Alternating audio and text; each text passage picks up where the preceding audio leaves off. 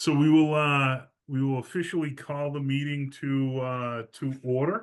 And if anyone else joins, that'll be a bonus. All right. So for here, we've only got a couple of things to do. We've got to address the snack shack. That's the last piece that we've got for as far as anything to vote on. And then we're going to look for Sean to give an update. All right. Alan, you want to I know you've been working with Mark. You know, we've kind of gone back and forth on the snack shack. And I know you've done some work on it. Can you give a little update on some of the options and what you've uncovered? Yes. So the snack shacks can run anywhere from what I've seen, they can run anywhere from 15 to $30,000. They can get pretty fancy. And what I'm proposing tonight is that we vote a not to exceed number that would allow us to buy a prefab snack shack, put it on the that will fit, and then have Mark and his crew adapt and sort of retrofit whatever we buy to be best, to best serve our needs. So Mark and I will sit down with. I'm assuming that the two groups that will be using this the most will be lacrosse and soccer from the youth sports. And we just like to have a conversation with them. What are you going to be doing? Obviously, there's no water; it's just electric. So, what are you going to be using it for? How is it going to be shaped? And then Mark and I will pick out a prefab, and Mark and his guys will adapt it and build it out or whatever to make it as nice as it can be. So my not to exceed recommendation to the committee is that we vote not to exceed 30,000. I am thinking that it's going to come in much lower than that, but I don't want our hands tied. Should we be in a situation where we have the shack we want and need the materials and all that, but it would just be the cost of the shack and the cost of the materials, and Mark and his guys will fit it out and fix it up. So my recommendation to the committee is that we vote a not to exceed $30,000 number tonight. Then Mark and I will proceed. We need to do it fairly quickly because we don't want to hold up the project with this. So we know this is something that needs to happen pretty quickly. So that's what I have on that. So the other part of this is make sure that we look at what the price of that of the packages for the building. We're also going to have an electrical tie-in as part of that. An electrical tie-in to the snack shack? Yeah. So who do we pay? So we pay an electrician for that, I'm assuming. It would be, yeah. Because Sean, we ran electric out to that out to the pad out there, correct? I'm not sure if there's electric there or if it's just conduits, like pathways. I'd have to double check. Okay. Mark, right. do you know? So at least conduit was laid there. All right. So that's all we just conduits. Check on that. Conduits. Yeah, I think it's for future use. It's from the electric room right out there. You typically wouldn't put. You don't know what you're going to use it for, so you typically just put conduits in and then pull it later on. Okay. Is that expensive, Sean, to pull wires? I mean, relatively no. But you're talking probably a 250-foot wire run. Because again, worst case scenario, we spend 20 on a prefab unit. We're giving ourselves 10 grand to sort of fit it out, retrofit it, do whatever, and run the electrical. Are we okay there? Are you going to sub it out, or do you have town electricians that could pull the wire? Mark, do we have a town electrician that can pull the wire? I have a subcontractor that could do it. I think it'd be minimum 5. I think you're probably spot on there. I'm thinking probably in that. That's what I was thinking too. Yeah. I mean, it depends on the size of the wire. It depends if you're putting a panel in the snack shack. It depends on a lot of different stuff. So yeah, that's true. Mark, I mean- does 5,000, if we were to spend 20, does 5,000 give us enough to do what needs to be done to make the snack shack, livable for 20 years, that kind of thing? I think 5,000 will get regular standard power in there, something simple, nothing like something for an oven or anything, electric oven or anything like that, you know what I mean? Okay, Just Mark, top-down I think- warmer. Mark, all I think is we run two 110 volts. two 20 amp, 110 circuits. Yep. Right. Something simple, maybe a little small, a little panel. I could picture it. You have Yeah. two 1-inch conduits stubbed up from the electric room to that location. Perfect. So we could run two 120 volt 20 amp circuits in there. There's 40 amps. You can run, anything that you need to do in there, lighting, light equipment, even Yep. if you want to do a little small refrigerator, something like that. Yeah, it would yeah, handle all exactly. that. Yep. Not a big deal. Yep. And we have plenty of room in the building for matter of fact, we might even have the breakers as spares in one of the panels. Do you agree, Sean? I think so. So it just basically comes down to wire and a small little box, little panel, and then a lighting fixture and some receptacles, and Yep. shouldn't be too bad. So any questions or comments from the committee?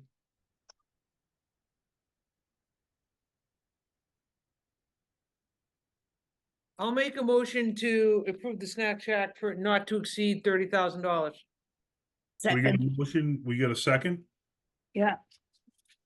Julie, Julie's got the second. All right. We'll do a roll call vote. Chris, Yes. Alan, Yes. Julie, yes. Jane, Yes, Danielle, Yes. Emily, Yes. Mark, Yes. Michelle, Yes. Dan. I saw Dan earlier. Jill's here too. so Jill can be the 11th if All Dan right. left. Jill? He's here, but he's having audio problems. Okay. I'm right next to him. He says right. yes. So he said yes. Most Jill, husbands have audio problems. Jill, we got Ashley, Yes. Doug, Yes. and myself, yes. All right. Jared is also a yes. Nope. Jared, got you. My, Sorry. my, my last meeting as I've moved to Plymouth and you missed me in the roll call, Rich. Oh, I am so sorry. That's fine. It's been pretty typical for the last 25 years. So Oh, Jared come is on. yes. Oh my God. I have supported you all the way. Don't give me that. I'm kidding. I'm kidding. You have. All right. So that I think that's the last last thing from a vote perspective. Sean, I think everything else has been voted on that we need to do. And if you want to give a little update, I know I went by Jefferson yesterday, saw a lot of work done there. It looks nice, and I know they're going to start on the softball field shortly. Yes, that's correct. So Jefferson, they hydroseeded, so that hopefully we've got they're gonna water it, but we have favorable weather and that will grow in, and then we can drop the fence there and turn that over to Parks Department. And then over at the Phelps School, I've been in touch with Rad, and they are looking to start this week. They're waiting for their irrigation consultant to come out and do a flow test on the irrigation line we provided so that they can do a proper design. They made some assumptions based on their quote, and typically if the flow rate isn't what they need, they'll just add more zones, and we'll deal with that. I believe that we added a little bit of a contingency within their budget on the approval vote. So if it comes up and it's within that contingency, we'll just approve it and report back to the committee next time just to keep the work going. So we're hoping that all that work gets done, and then the saw gets laid early May. That's our working schedule now. And then from the other project, we have some punch list things. So a lot of punch list items got taken care of this over the April break. We have a couple more. There's some additional cabinetry that we wanted installed in the schools. That'll happen over the summer. And then we have some pavement marking that needs to get done. There's some hopscotch and some four squares and things out back. So we're just waiting on a schedule from them to do that work. And then other stuff, just fixing little things here and there. I believe that the Jumbotron, or the smaller version of that, has now been installed. And I just got to work with Tim Wells to get him to get him whatever he needs to start sending signal out there. But I believe it's ready to go. And then other than that, just trying to, there's a handful of little punch list items that we're trying to work out, but the bulk of them have been completed over April break. I have the invoice log for this month up on the screen. I think if ever, and you can see it, we have a PMA invoice, SMA invoice. This is SMA is for CDW, who's their hazmat consultant, just doing the final closeout paperwork for both the Memorial Park and the Jefferson site. We have those reports in hand, so they're billing those out. That'll be the final bill from CDW. Green Groomer is that piece of equipment that was approved for the Parks Department. So that ship, they provided an invoice, so that's to pay them. And then School Specialty, this has been an invoice, a credit invoice that's been sitting out for a while. They ordered some rocking chairs that the school wasn't happy with. So those got returned and we've been sitting on this credit, but we don't have anything. No one had suggested what to order instead. So talking to Ira at the school department, they the thought was we return this budget back to the FF&E line, and then if the school decides to order something differently, we'll have $9,700 in there to pay for whatever they want to kind of replace those rocking chairs that they didn't like. So that'll just go back and it's just an accounting at this point. And that's all I have for an update as far as invoices and progress on the school site. Sean, on the Jefferson piece, when would that turn over to Park? Would you wait till the grass actually starts to grow and take before that would be my recommendation? Would be make sure it grows, and if Brait's not chomping at the bit to take their fence down, which normally the fence is pretty inexpensive to rent, it's the setup and the breakdown that costs money. I think you want to leave that up as long as you can to get that grass established, because if you let people on it too early, it's going to die, and you're going to end up owning it because if we decide to take the fence down and turn it over. So I would think establish in period, get that grass growing, and when we all feel comfortable, then we'll direct Brait to pull the fence down, and then it'll just be Parks Department from there on out. Okay.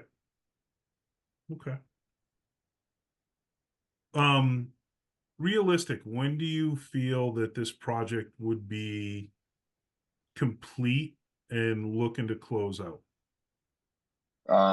Well, we do have that pending claim from RVO.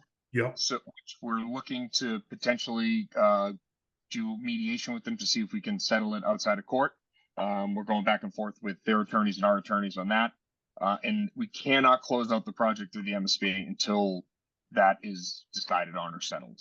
So we can do a bunch of upfront work. We're in good shape as far as the budget goes. We're in good shape as far as MSBA goes. But they will not let you finalize and close out until all project invoices are paid. And then because the concession stand is now going to be paid as part of this project, then we're going to have to wait for that to be completed as well. Correct. In order to start the closeout process. So, but I think from a Brait perspective, I would think by like June, there's no reason we shouldn't be able to get everything done. We don't want to let them off because if there are pending issues in the building that we need to take care of, we want to make sure that's done. Oh, and also that cabinetry, we have to install it over the summer because we don't want to disrupt school operations. It doesn't make any sense to try to do construction while the kids are in. So maybe it'll be more like July. Once, because they'll get in there as soon as the school's over, get those installed, and then we'll punch that out, and then we should be all set. Okay.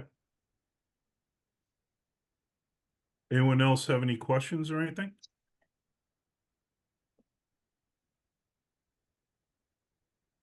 All right. If no more questions, we won't, based on this, we probably won't have another meeting until maybe sometime the end of June, unless something comes up that's unanticipated on our side. you know, because that will be close to, you know, getting to the closeout point. All right. So Rich, can I Yeah. just bring up one thing? There's one thing that's hanging out there. I just want to make sure everyone knows that we're addressing. Um, in the design of the project, the assumption was that there would be that the bathroom would be used in the Phelps School for events that are happening at the turf field.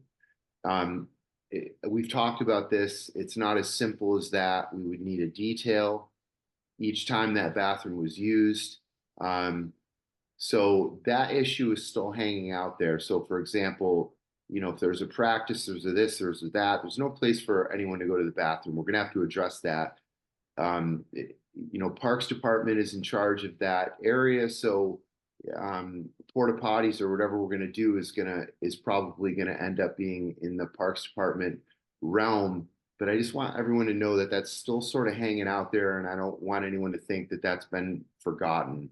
I don't think it's a building project. We're not going to vote money or spend any money on that, but I just want everyone to know that that's still hanging out. So that's one thing. And then secondly, if this is sort of our semi last meeting, I want to say a thank you to Rich.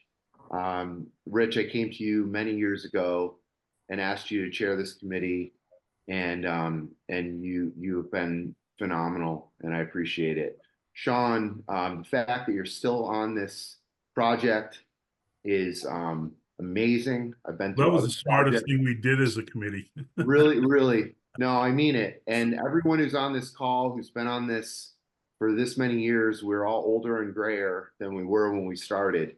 But Michelle's on this call, and I can tell you that the building is magical.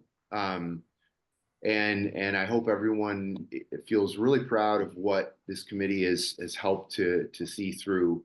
But again, thank you to Sean and thank you to Rich. Really appreciate both of you. Sean, you know, it's a really tough job that you have, and I appreciate you hanging in through the end here. I remember on the high school, middle school project, I think we were on to our fourth person by the time we finished, and it was very challenging. And so thank you very much. So that's my 2 cents. It's been a pleasure working with this committee. I appreciate the kind words, and we're not going anywhere until everything's done. And I assure you that. We told you that when we interviewed, and we stand by what we say. Thank you. And I'm sorry, one more thing, and then I promise I'll be quiet. There's a gentleman on this committee who has probably saved this project $5 million. And it needs to be acknowledged, and his name is Mark Sham. And thank you. That's my last 2 cents, and then I'll really be quiet. Amen to giving Mark Sean some praise. I agree with that 100%, Alan. I just wanted to make one quick comment, just going back to what Rich said earlier and Sean about just some of the legal things brewing in the background, because all these comments were like wonderful closing comments for the project, and I agree with everything that was said. But it's really important that if we do have another meeting coming up, it'll be critical that we get a quorum to vote, and it'll be a time sensitive meeting. And I know it's like the coach telling kids that are at practice not to miss practice because everybody's here in this meeting, but I just want to reiterate that it really will be important we get a quorum to be able to close out the legal issues whenever that happens in the near future. So thanks. Thanks, Doug. I'll just, if I could, Rich, although I'll be at the last meeting, Doug, if this isn't the last one, but I'll just wax poetic with everyone. I was 18 when I joined the first committee. I'm now 35, going on 36. My public service career started with the school building committee with Rich and Dick Phelps, and it's been a wonderful experience. I think I've grown a lot. I've obviously been blessed to be given many other opportunities to serve in many other different capacities, and it's only fitting to me that my Rockland specific service ends here with all of you people. Some of you I'd served with again on the first committee, and obviously serving on this one has been a pleasure, and I know I will always fondly look back on my service to this town, and I think we all will, and have those three schools to look at and really wrap our arms around the difference we made for not only the students of this town, but for the great teachers we have, the great administration we have, and the betterment of the entire community as a whole. And I echo the sentiments that Rich and Alan had for Sean and everyone else. The first experience was a lot different than this one was. This one was a lot more smooth, and really a true credit to Sean and your entire team. And obviously, I echo the sentiments from Mark. But it's been a pleasure for me to serve with all of you in this. And like I said, I'm just a little sentimental that my time with Rockland ends the way it began, which was on a school building committee. So thank you all. On that Thanks, note, Jared. Just say this, we will have more than one more meeting. It won't close out and end in June. What I was saying, and I'm sorry if I kind of misled, was most of the things now that need to vote is done. The project's far along. We don't need to have a meeting every month. It's going to be more of as things come up, right? So if we get the pending lawsuit, that will require something for a vote. As the project moves along and we do get closer to closing out, we will have to have a couple more, another meeting on that. And I'm sorry if I made it sound like this was the swan song, because it's not. One of the things that I knew from the first one was, and one of the challenges we faced, and Alan, if you remember, we ended up coming back, I don't know, what was it, 14 months later as a committee to actually close out that project. We went like 14 months without having a meeting, and then had to come back and close it out because we had so many challenges in it. So that was more of my comment to Sean. We're not having those same types of issues. We should be able to close this out quicker pending the outcome of the litigation. All right. Then I'll just repeat everything I just said at the last meeting, right? Thanks, Jared. on that note, motion to adjourn. We got a motion. Do we have a second? Second. You have a second? All right, by Jared. I'll give it to Jared. I won't even do a roll call. Just raise your hand on this one. All right. Thanks, everyone.